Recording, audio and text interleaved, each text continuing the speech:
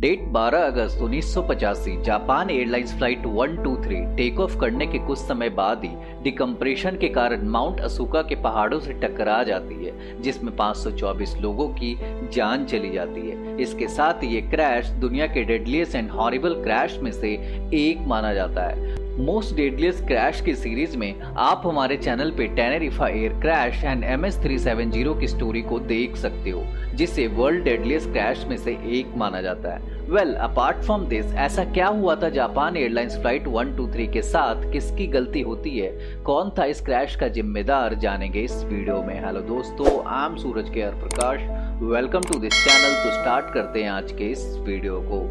Date 12 अगस्त 1985 Japan airlines flight 123, जिसे JL-123 भी कहा जाता था, अपने लोकल टाइम शाम 6:12 पे 509 पैसेंजर्स एंड 15 क्रू मेंबर्स के साथ टोक्यो के हानेडा एयरपोर्ट से जापान के ओसाका इंटरनेशनल एयरपोर्ट के लिए उड़ान भरती है। ये फ्लाइट एक शॉर्ट ड्यूरेशन की प्लेन थी, जिसमें टोटल 524 लोग सवार थे। 15 क्रू मेंबर्स में से इस प्लेन को 3 पायलट ऑपरेट कर रहे थे, जिसमें 49 वर्षीय कैप्टन मसामी तकामा, 39 वर्षीय फर्स्ट ऑफिसर युतोका ससाकी एंड 46 वर्षीय फ्लाइट इंजीनियर हिरोशी फुकुदा शामिल थे।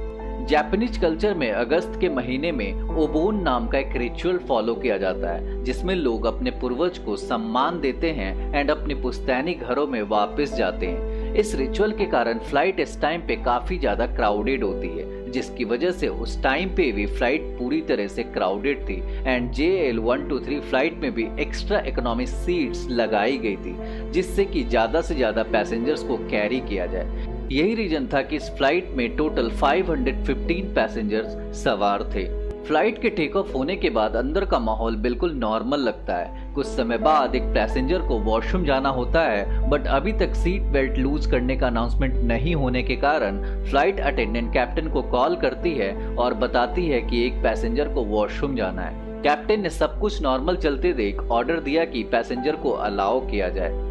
जैसे ही पैसेंजर सीट बेल्ट खोलकर उठता है, प्लेन में एक जोरदार धमाका होता है। प्लेन का टेल टूट जाता है एंड टेल का अलग हो जाने की वजह से प्लेन में एयर प्रेशर काफी बढ़ जाता है। धीरे धीरे फ्लाइट के अंदर ऑक्सीजन की कमी का एहसास होने लगता है। ऑक्सीजन मास्क अपने आप नीचे आने लग जाते हैं एंड लोग पैनिक होने लग जाते हैं। हायर एल्टीट्यूड की वजह से फ्लाइट के अंदर एंड बाहर का प्रेशर का डिफरेंस काफी ज्यादा हो जाता है।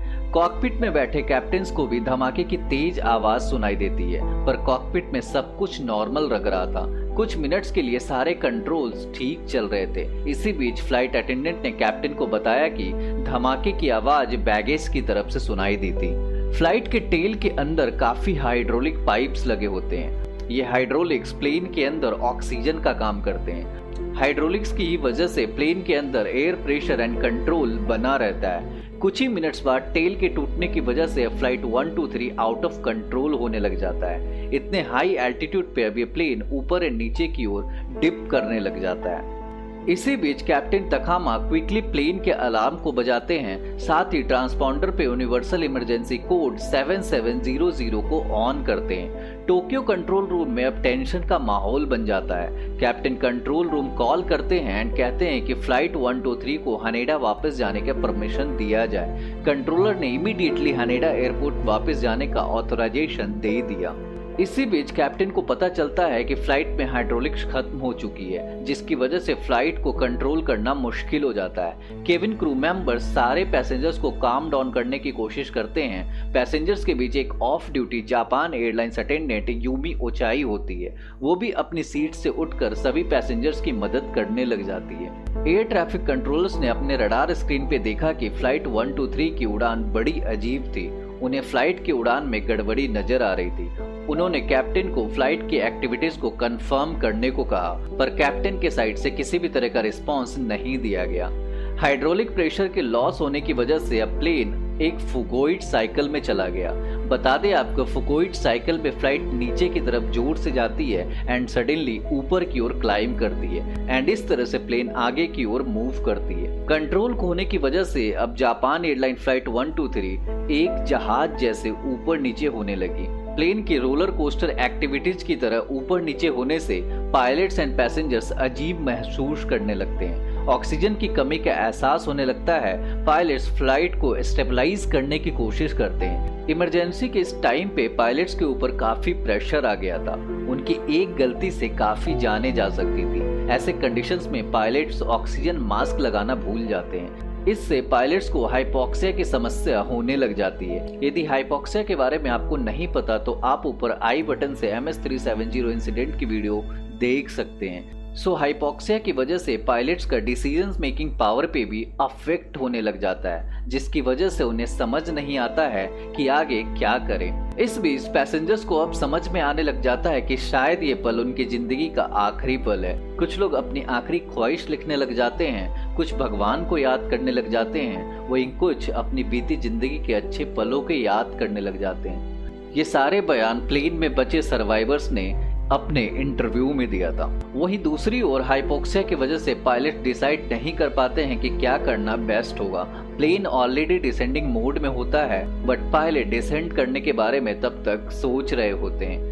इमरजेंसी डिक्लेयर करने के तकरीबन 10 मिनट बाद पायलट्स फाइनली ऑक्सीजन मास्क लगाते हैं, बट तब तक केविन में ऑक्सीजन कम होना शुरू हो जाता है। केविन क्रू मेंबर्स अपनी पूरी कोशिश कर रहे होते हैं कि पैसेंजर्स की हेल्प करें। कॉकपिट्स में पायलट्स ऑक्सीजन मास्क पहनने के बाद पहले से बेटर फील करते हुए टोक्यो ATC को कांटेक्ट करते हैं, बट बहुत कोशिशों के बाद भी कंट्रोल लॉस्ट होने की वजह से फ्लाइट 123 को डिसेंड करना नामुमकिन हो जाता है। एंड साथ ही अब प्लेन 90 डिग्री वर्टिकली नोच के थ्रू नीचे की ओर आने लग जाती है। 90 डिग्री डिसेंडिंग के दौरान पायलट्स फ्लाइट 123 को धीरे धीरे कंट्रोल करने की कोशिश करते हैं, बट तब तक प्लेन काफी नीचे आ चुकी थी एंड उनके सामने माउंट फूजी से 3000 फीट ऊपर माउंटेन्स दिखते हैं। माउंटेन्स देखते ही पायलट्स काफी तेज चिल्लाते हैं, बट इस दौरान वो कुछ कर भी नहीं सकते थे सिवाय कोशिश के।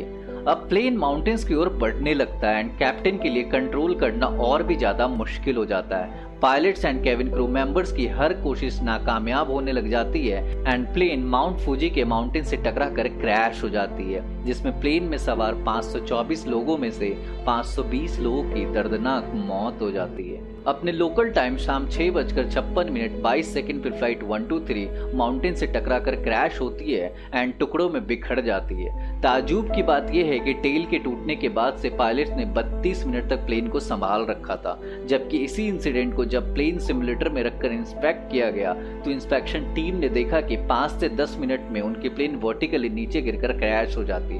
बट इतने खौफ के मंजर के बाद भी पायलट्स ने 32 मिनट तक प्लेन को संभालने की कोशिश की, जिसके लिए ऐसे पायलट्स को हमें सैल्यूट जरूर करना चाहिए। इस क्रैश में सभी पैसेंजर्स एंड क्रू मेंबर्स की जान चली जाती है। सिर्फ 4 लोग सरवाइव कर पाते हैं जो क्रैश सीन में अपनी आखिरी पल गिन रहे थे, क्योंकि इनकी हेल्प की पुकार किसी को भी नहीं सुनाई दे रही थी।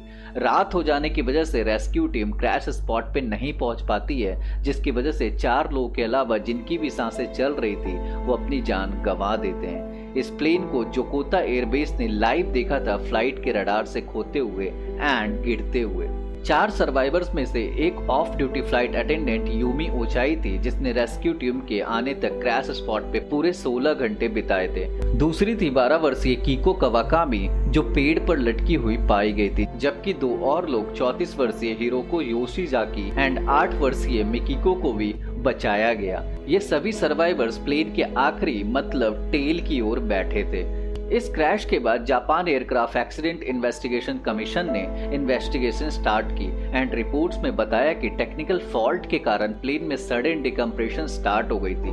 जब उस टेक्निकल फॉल्ट की इंस्पेक्शन की गई तब पाया गया कि 2 जून 1978 में ये सेम विमान ओसाका एयरपोर्ट पे क्रैश लैंडिंग की थी, जिसमें किसी की जान तो नहीं गई थी, बट विमान के पीछे टेल वाले हिस्से में काफी नुकसान हुआ था। इसके बाद इस विमान को बोइंग कंपनी को रिपेयर करने के लिए भेज दिया गया था, पर उस टाइम पे प्लेन के पिछले हिस्से में रिपेयरिंग के दौरान बोइंग गाइडलाइंस के अकॉर्डिंग 3 स्प्लाइस प्लेट लगाने थे, जो कि विमान के टेल को स्ट्रेंथ देती थी, बट बोइंग टेक्नीशियन ने ओनली 2 प्लेट्स को लगाए थे, जो कि इस क्रैश का मेजर कॉज बना एंड फ्लाइट 123 में इतना बड़ा धमाका हुआ। क्रैश के कुछ ही टाइम बाद एक बोट को 747 का वर्टिकल स्टेबलाइजर मिल गया था, जिसे उसने पोर्ट पे हैंड ओवर कर दिया था। इन्वेस्टिगेटर्स ने जब इस क्रैश को सिमुलेटेड टेस्ट किया एंड समझना चाहा कि क्या इस इंसिडेंट के दौरान लैंडिंग किया जा सकता था, साथ ही फ्लाइट 123 के हर एक पहलू को बारीकी से समझा गया, जिसमें यह पता चला कि इस फ्लाइट की सेफ लैंडिंग का कोई भी चांस नहीं था। इस क्रैश के बाद जापान एयरलाइंस कंपनी की बुकिंग काफी कम होने लगी, जिससे कंपनी को काफी ज्यादा नुकसान का सामना करना पड़ा था। साथ ही बोइंग कंपनी के 747 सीरीज की रेपुटेशन पे भी बहुत बड़ा नेगेटिव इफेक्ट आ गया था। इन्वेस्टिगेशन रिपोर्ट ने यह कंफर्म किया कि इस क्रैश का मेन कॉज 7 साल पहले प्लेन के स्टेबलाइजर के improper fixing and come splice plate लगाना था, जिसकी वजह से इस प्लेन को इतने बड़े हादसे का सामना करना पड़ा, जिसमें 520 लोगों की जान चली गई। ये क्रैश उस टाइम की one of the deadliest crash of the history बन गई थी। इस क्रैश में बचे 4 सर्वाइवर्स को कई साल लग गए इस घटना से रिकवर करने में, पर इस हादसे का असर उनके दिमाग पे हमेशा के लिए रह गया। आपका क्या मानना है इस प्लेन को ऑपरेट करने वाले पायलट्स के लिए? कमेंट में जरूर बताएं। ऐसी एविएशन के सच्ची घटनाओं के बारे में जानने के लिए वीडियो को लाइक करें एंड चैनल को सब्सक्राइब जरूर करें। मिलते हैं आपसे अगली वीडियो में। Till then good bye.